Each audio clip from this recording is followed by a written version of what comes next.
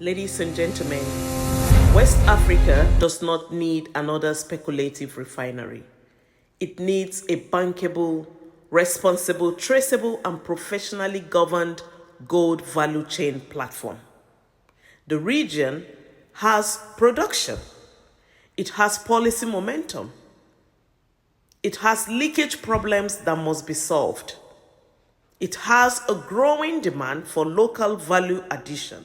What is missing is the right financing architecture. Patient equity should build the platform. Equity should build the systems. Equity should build the credibility. That should then scale a de-risked operating company with verified supply, responsible sourcing, governance controls, and cash flow visibility. That is where development finance can be catalytic. Ladies and gentlemen, my speech today is going to span across 30 minutes. I will try to compress it, but I would give us a little bit of context, a little bit of history, and some statistics.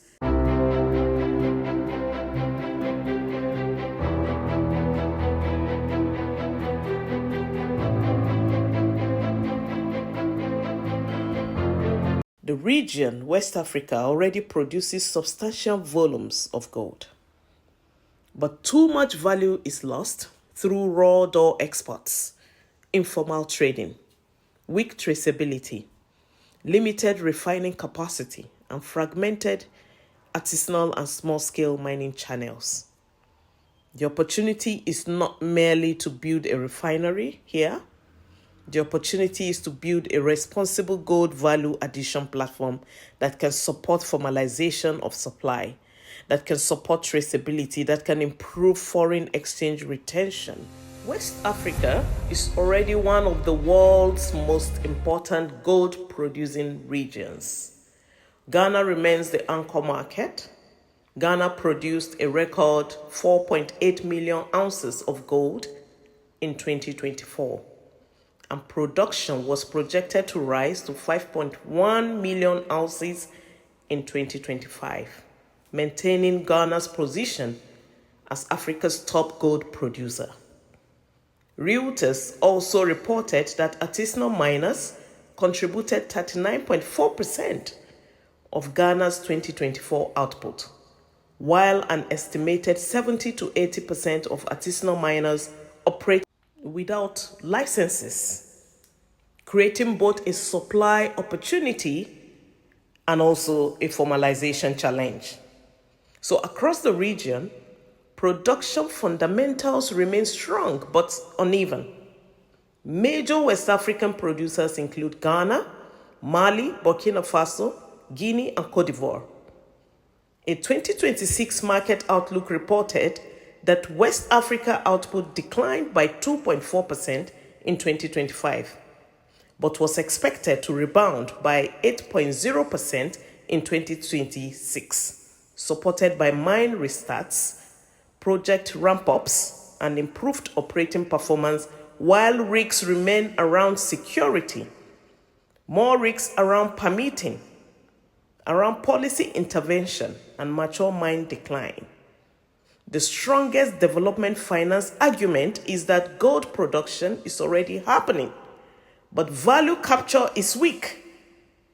A Swiss backed analysis reported by AP estimated that 32% to 41% of African gold production is not officially declared, and that more than $30 billion worth gold was smuggled out of Africa in 2022, with large undeclared flows entering global trading hubs. This creates a clear investment thesis, which is responsible domestic refining can become part of the solution to illicit flows, to weak traceability, to revenue leakage, and low domestic value addition. Let me give us a little bit insight about existing refineries and what they show us.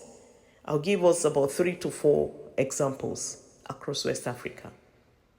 Number one is Royal Ghana Gold Refinery in Ghana. We know that Ghana inaugurated the Royal Ghana Gold Refinery in Accra in August 2024. Reuters reported that the refinery has capacity to process 400 kilograms of gold per day, initially sourcing ore from small-scale and artisanal miners with a large part toward processing gold from large-scale miners.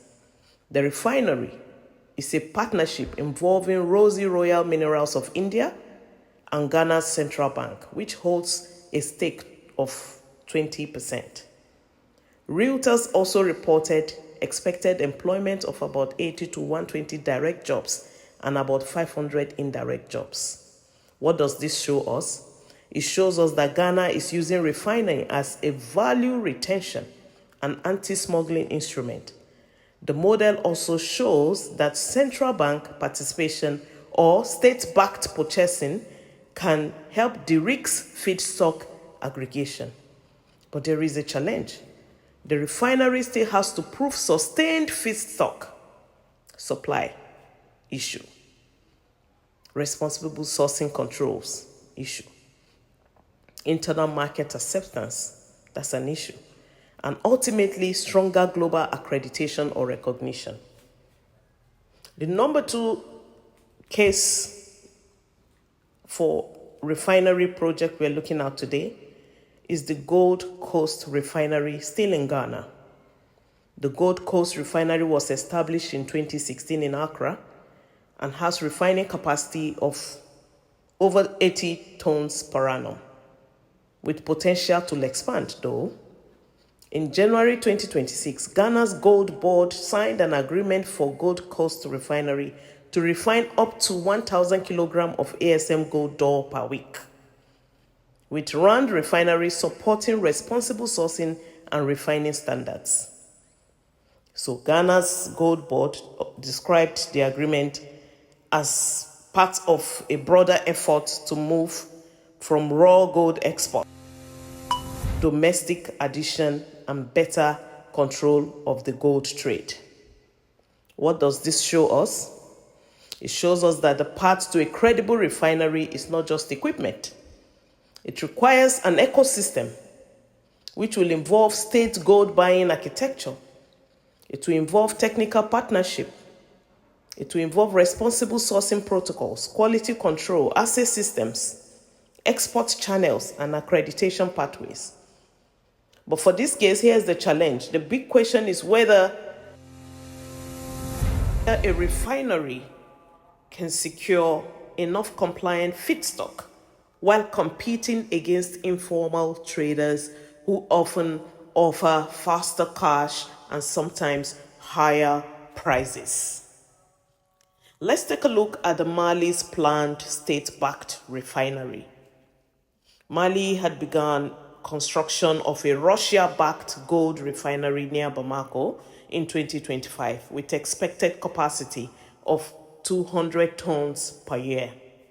Reuters reported that the refinery is part of a broader effort to increase the domestic control over gold resources and require mining companies to process gold domestically. The facility is expected to serve Mali and potentially to serve neighboring producers such as Burkina Faso. Mali has also created a state body in 2026 to regulate artisanal gold trade after identifying discrepancies between gold export volumes declared by Mali and volumes reported by importing countries. Now, what does this show us? It shows us that governments in the region increasingly see refining as a sovereignty, as a revenue and traceability and value addition instrument. Here is the challenge. Resource nationalism, fiscal disputes, security concerns, and state-heavy models can create investor uncertainty. A private sector platform must therefore be structured with strong governance, regulatory alignment, and political risk sensitivity. Number 4, let's take Kankao Mausa Refinery, still in Mali. It has a private refining activity for years. Reuters reported that Kankao Mausa Refinery had capacity of about 100 kilogram per day and targeted artisanal miners and small to medium scale mines. However, historically, there are reports also indicating that refineries in the region can struggle to compete with informal gold channels, especially where smugglers and money laundering networks offer premiums over market prices. Now, what does this show us? It shows that the refinery business is not won only by capacity, it is won by sourcing, it is won by discipline, by trust, by liquidity, also by pricing and traceability and route to market credibility. The strategic gap in West Africa is not geology. Rather, it is institutional and it is financial. Because, as I said in my introduction, there is gold supply, there is demand, there is policy interest, there is a regional value addition agenda. But the missing middle is a well-governed, private sector-led refinery platform that can combine compliant sourcing with assay and quality control, with responsible ASM aggregation, with export-grade refining, and also anti-money laundering controls, with environmental and social systems, logistics and regulatory alignment, and also strong governance. That is where private capital can be catalytic. This is not a case for premature senior debt at the concept stage. A gold refinery that we are proposing is a platform that requires patient equity or quasi-equity at the company building stage, because the early risks are not only construction risks. They are, as we have seen, feedstock aggregation. They include also regulatory licensing. They include responsible sourcing, accreditation issues, market access, governance systems, and institutional credibility. So debt becomes more appropriate when the platform has secured predictable feedstock, when the platform has already operating controls and offtake channels, and when our audited systems are in place and cash flow visibility is not an issue. This is very important.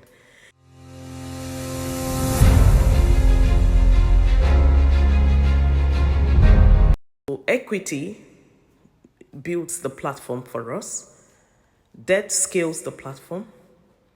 And we think that equity should absorb early stage development. It should be part of the licensing, part of the systems and market building risk. While debt, on the other hand, should come in when the refinery has bankable supply, when the refinery has verified controls and operating history, and when contracted revenue is visible. The opportunity is not to use debt to discover the business model. The opportunity rather is to use equity to build the business model and then use debt to scale a de-risk cash generating refining platform.